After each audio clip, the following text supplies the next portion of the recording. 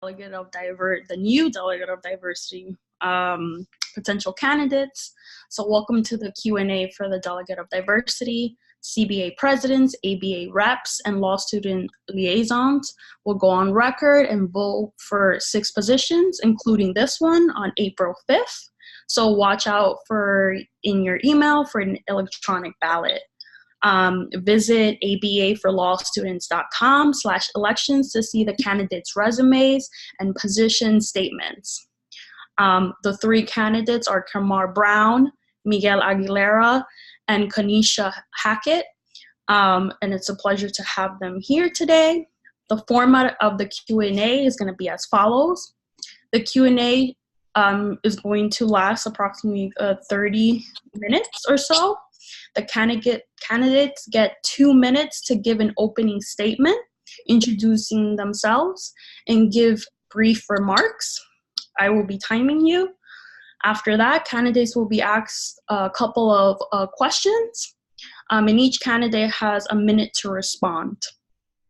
If a candidate mentions another candidate, that candidate will have a chance to respond. And at the closing, each candidate will have 1 minute for statements. So I am going to start off if there are any questions about the format. I am just going to randomly select someone, and literally I have a little generator. And so let's start with Kemar. So Kemar, if you can just give us your 2-minute brief introduction, we would appreciate that. No worries. Good evening, everyone. My name is Kemar Brown. I'm a 2L at Georgetown University Law Center. I am running for delegate of diversity candidate for a variety of reasons. First and foremost, I believe I fit in a number of diverse slots. I'm an African-American, an immigrant. I'm from disparate socioeconomic background. Grew up in poverty, raised by a single mother, and I'm a member of the LGBT community. But beyond that, I've dedicated my entire career to committee experiences, doing diversity initiatives, and just generally fighting for the right for people who are diverse candidates to exist in spaces that aren't necessarily representative of them as how they're represented in societies. I have a 3-part plan that I will be discussing throughout this meeting. And I'm fully confident that not only my background has informed my position on diversity issues and my ability to fight for diverse candidates, but I've demonstrated a history of successes and a history of being a champion of diversity. And I hope to bring those components to the position. Thank you, Kemar. Thank you. So we're going to proceed now with Conisha. If you can give us your 2-minute remark. Thank you. Hello, everyone. My name is Conisha T. Hackett, and I am currently a 2L at the University of Mississippi School of Law. I was born and bred in the great state of Mississippi, and coming from the South is something that I cherish. It's very near, dear, and close to my heart. And so I just want to tell you a little bit about myself and why I chose to run for this position. So when I first got to law school, I was very lost. I was in a new environment, and I don't have anyone in my family who can tell me what it's like to be in law school. I'm a first-generation college student, let alone graduate and professional school. So I found myself lost in a sea of big fish, right? Everyone knew what to do and how to navigate the waters. However, I found comfort I was talking to one of my friends, and he was telling me about the ABA. And so I signed up for it. I started receiving the emails. And one of the things that I found comforting is the little task that they give you, how you can write a poem. And it was the haiku that was most recently. And in that haiku poem, I wrote about myself. And in doing that, it creates a network and a community that you would otherwise maybe miss out on if you didn't know about it. And so when I began to talk to some of my colleagues, they didn't know about there are student memberships. I should be a member of ABA. And so talking to my BASA colleagues or the people who are in ACS with me or the Law Association for Women and informing them about the ABA and how they need to become student members, I realized that I needed to do more in order to get the word out there. And so being a Black woman from the great state of Mississippi, coming from a low socioeconomic background, and being a first-generation college student, I realized that, this is something. Oh, you can finish your sentence. I'll just, oops, sorry. Oh, sorry, that was my timer. Sorry, you can finish your sentence. I realized that being a delegate of diversity would allow me the opportunity to do just that. Thank you. Thank you so much, Conisha, and I apologize if my ringer went out. I want to respect everyone's time, and I want to give fair to everyone the chance to speak for 2 minutes. So now the next candidate is Miguel Aguilera. Miguel, if you can please tell us your 2-minute remark. Hello, everybody. Good afternoon, candidates, and congratulations for making it this far. I'm Miguel Aguilera, and I am a student at Golden Gate University here in San Francisco Bay Area. I myself am Hispanic, a member of the LGBT community, and also a disabled combat veteran.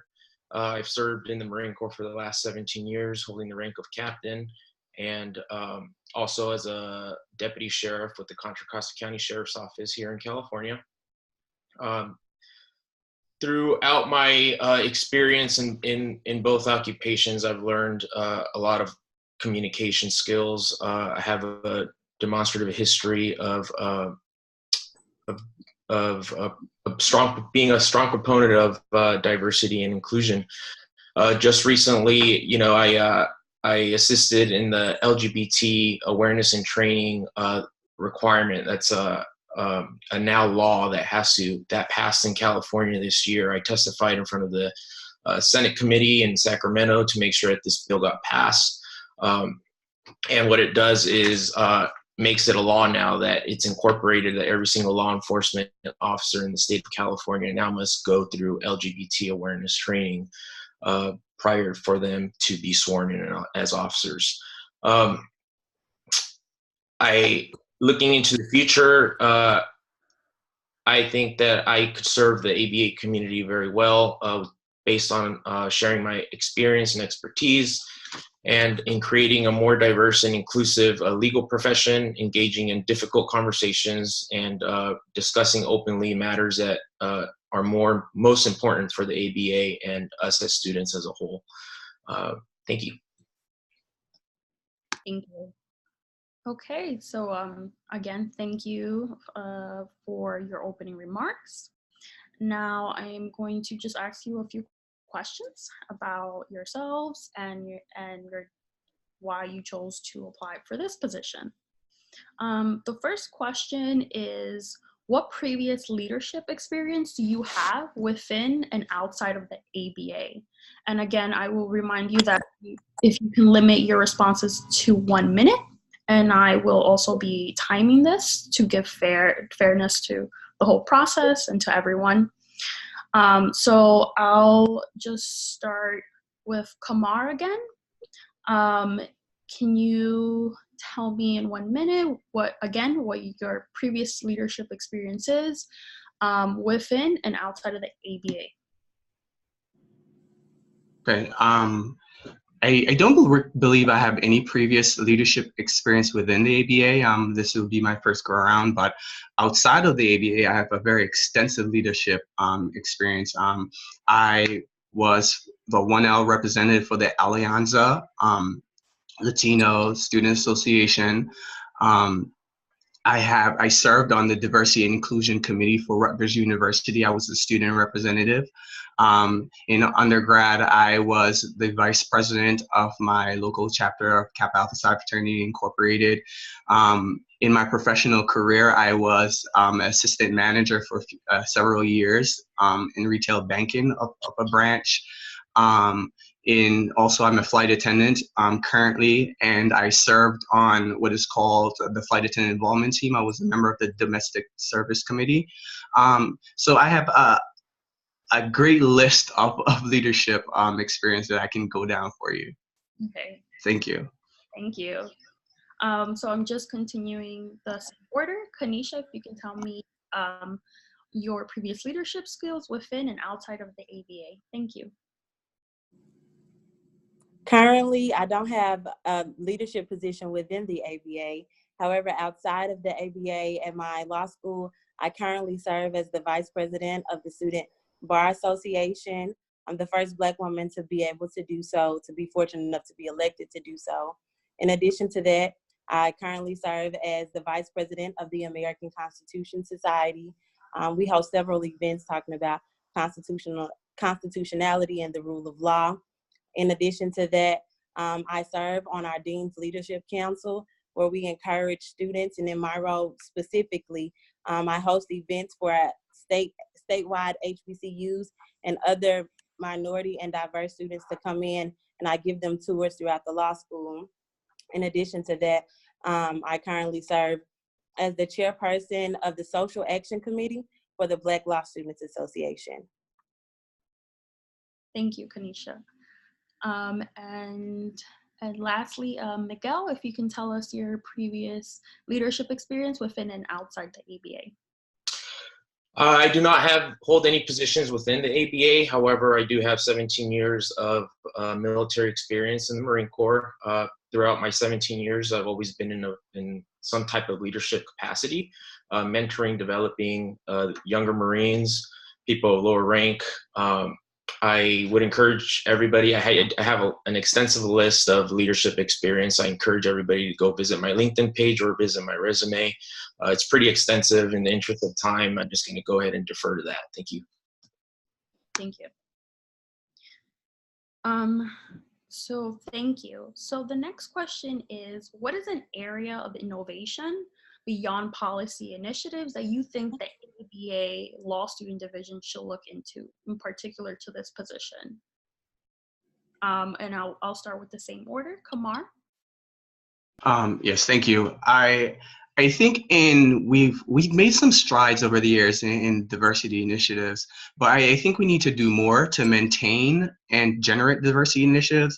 And so I think the ABA, with partnership with law school, should develop two pipelines. One, a pipeline from undergrad institutions to law school, and a pipeline from law schools to firms. And within those pipelines, provide resources such as tutoring, guidance, mentorship, and things like that, so students are prepared to transition from undergrad to law school and excel in law school, and then provide the necessary resources, how to function as an attorney, how to excel as an attorney, to the pipeline from law school to the legal community. And that way we'll have a continuous influx of minorities throughout the system. Thank you. Thank you. And now, Conisha, if you can tell me again an area of innovation beyond policy initiatives that you think the ABA Law Student Division should look into. I think one area of interest that the ABA Law Student Division should look into is creating a networking database, specifically for law students during the summertime. And so we all want to get jobs in the summertime. We want to be employed, and we're looking for work so that after we graduate from law school, we'll have employment. Well, a lot of times we work in firms or nonprofits that are not in the area where our law schools are situated. So if the ABA Law Student Division could create some type of database that's online where law students can go and access information about either other law students or law alumni or lawyers or judges, where they can be able to live and reside over the summer for affordable rates. I think that that's one way to increase networking and amongst diverse people. Thank you, Conisha. Thank you. And now, the same question to you. What is an area of innovation that you think the ABA Law Student Division should look into? I believe the ABA should look into partnering with tech firms.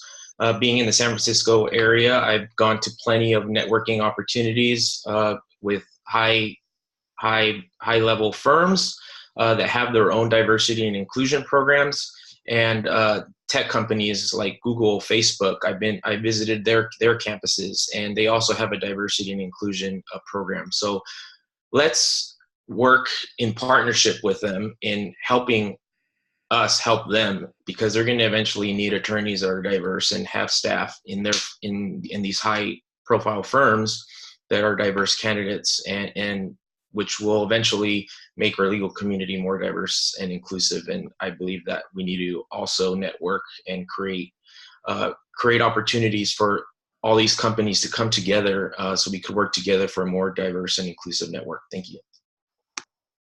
Thank you, Miguel. Now I'm going to be asking a bit more questions about just diversity in general.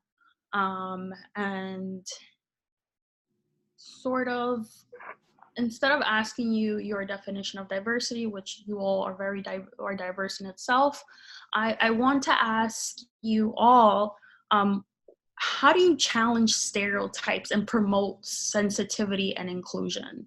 It could be in law school or outside of law school. Kemar, we'll start with you again. Perfect.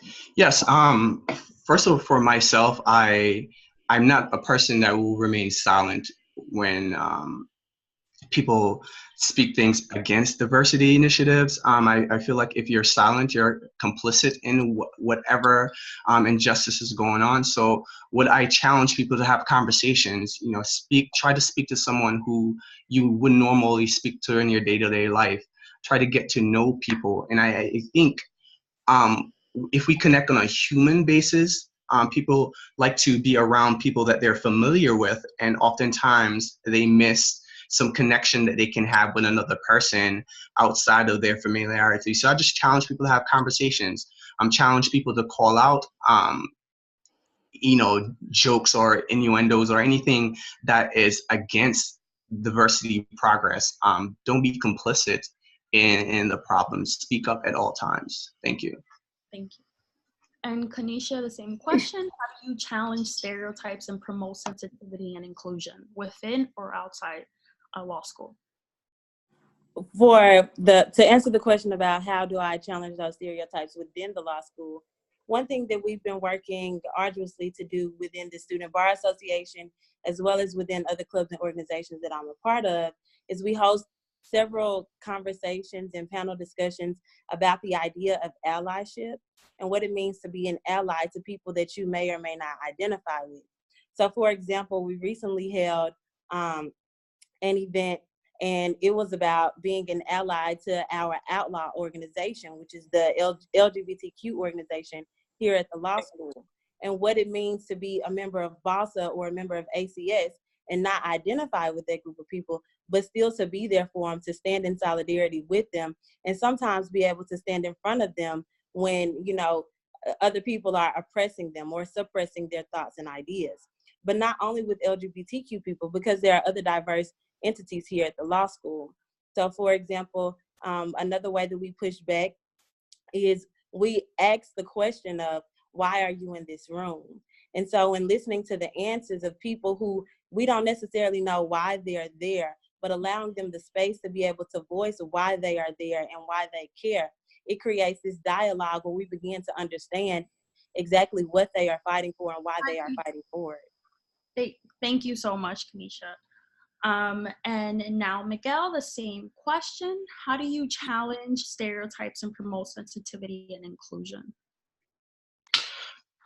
I feel in my experience that people have a fear of the unknown. So something that's very important is being able to foster a climate where people can be exposed and we could have these difficult conversations amongst one another without people being sensitive and being offended, and encouraging these types of difficult conversations and exposing ourselves to each other and within our different backgrounds, and sharing those experiences of who we are as people and what we have to bring to the table.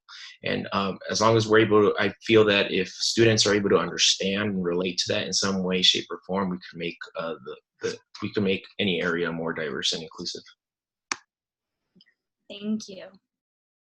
Um, and and going along that, we just spoke about challenges. So how would you go as delegate of diversity? You have to represent many law students from different gender, national origin, racial, ethnic backgrounds, sexual orientation, um, again, gender identity, and non-traditional students. You have a variety of law students that you really have to represent. So what is your plan that you envision of how to bring these viewpoints sort of at the forefront of your strategy, or how you would bring about these different diverse viewpoints to the larger ABA? How do you see yourself representing all these issues, which are like very multifaceted, complicated? And if you need clarification on the question, feel free. We'll start with Kemar. Yes. I feel like for a mistake people make a lot of times is they make these broad generalizations of the African Americans or the LGBT community. We have to recognize that people are multifaceted, even within very distinct groups. And it's very important to listen to the people that you represent, give them opportunity to express their thoughts and ideas of what they want, and then try to find the commonalities within those expressions, because as lawyers, I think we ultimately have one unique goal, just different ways of different areas of reaching that. And if you listen to what people are actually saying to you, and not listen to respond, but listen to hear them and interpret that, and then incorporate that into one unique plan to push the legal field forward, I think you'll make some substantial strides. But recognize people's differences and listen to their thoughts. Thank you. Thank you, Kemar. Mm-hmm. And now, Conisha, same question. If you must represent a variety of law students, as I stated, what is your vision to bring these viewpoints to the forefront? In particular, how do you see yourself representing all these views?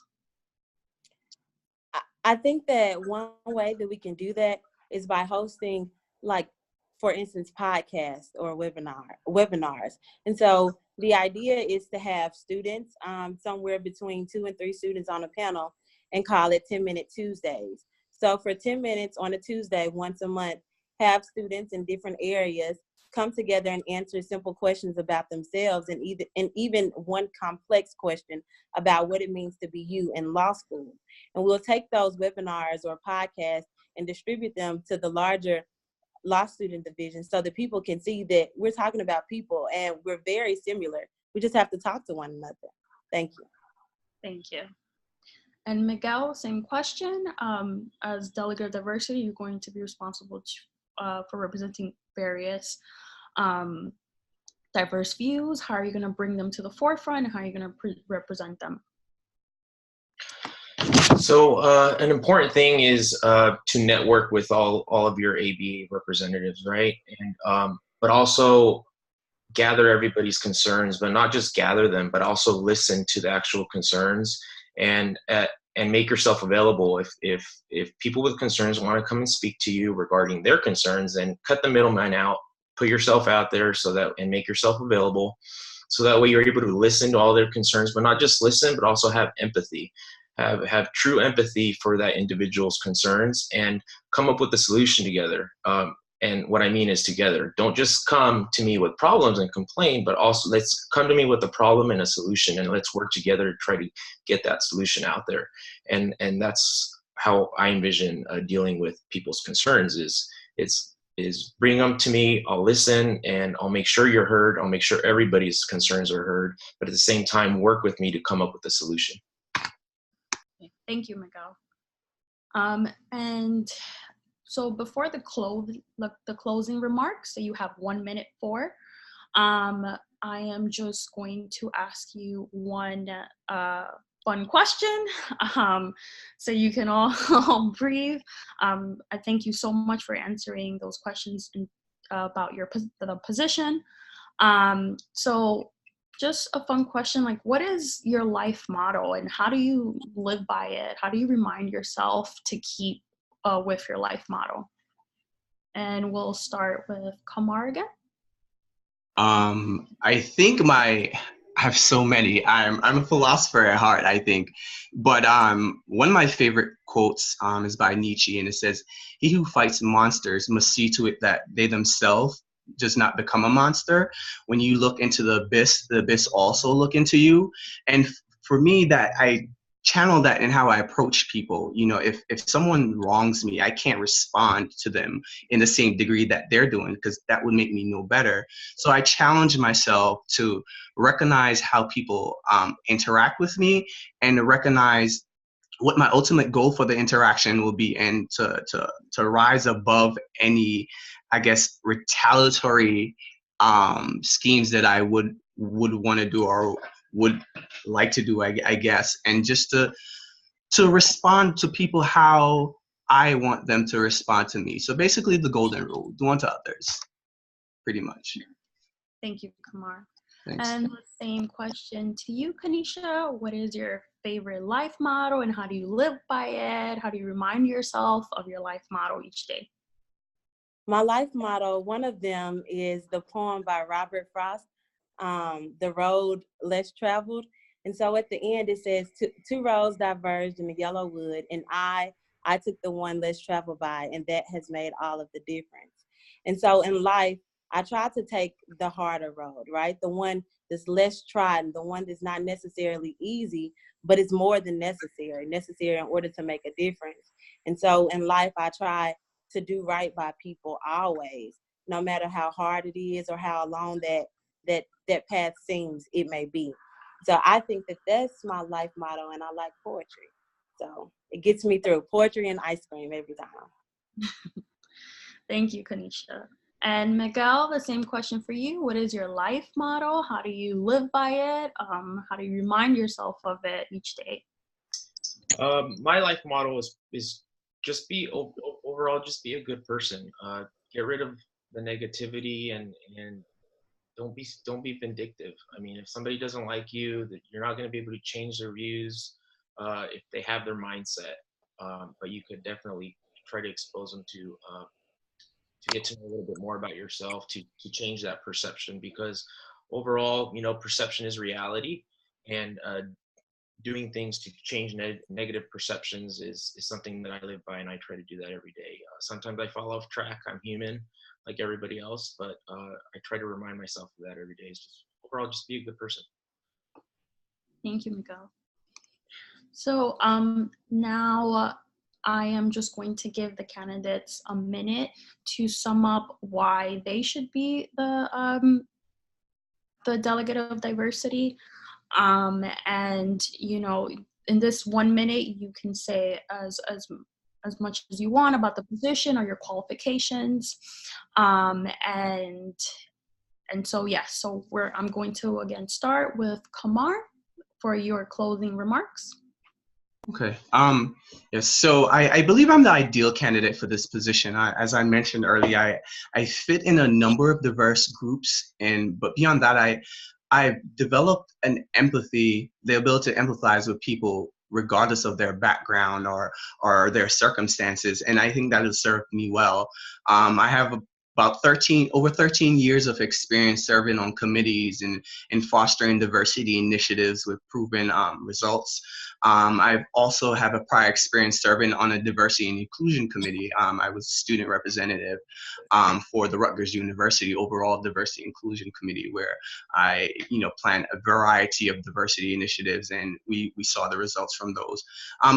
I believe I've demonstrated a lifetime of commitment to diversity, and the end goal is to foster diversity. So whichever candidate wins, we just need to push diversity forward. And thank you for your time. Thanks, everyone. Thank you, Kemar. Now, Conisha, if you can tell us your closing remarks of why you're qualified, or any kind of statement that you want to say regarding why you want to be delegate of diversity.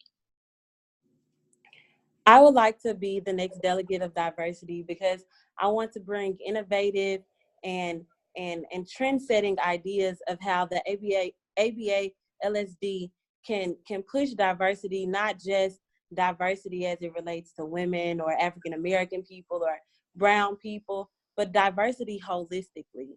And so in doing that, I want to make sure that I am creating sustaining efforts to revitalize the value in everyone. And that is the slogan that I'm running on, because I truly believe that the person that I am, the work that I have done, I am built to serve, and I'm ready, willing, and able to serve you and the ABA Law Student Division. Thank you. Thank you, Conisha. And now, Miguel, if you can please give us your closing remarks. If you can say whatever statements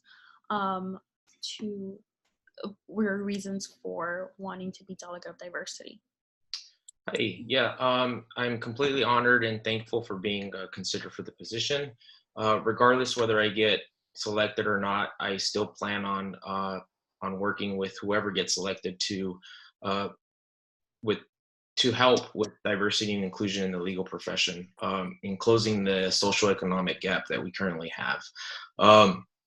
I believe that I'm the ideal candidate based on my training and my experience. I have 17 years of experience. I have a lot of networking opportunities that I've established here in the Bay Area, and other attorneys. And I believe that I have the ability to be able to improve the situation that the ABA is currently in dealing with the lack of diverse and inclusive personnel in our legal profession. Okay. Thank you very much, Miguel. And so that concludes our Q&A for the position of Delegate of Diversity. I really want to thank the three candidates. They're all amazing, and thank you for your time so the public can get to know you.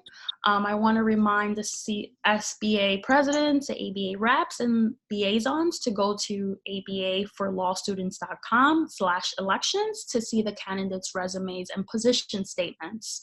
And again, I want to remind that the vote will be on April 5th, so watch out for the ballot electronic email that's coming.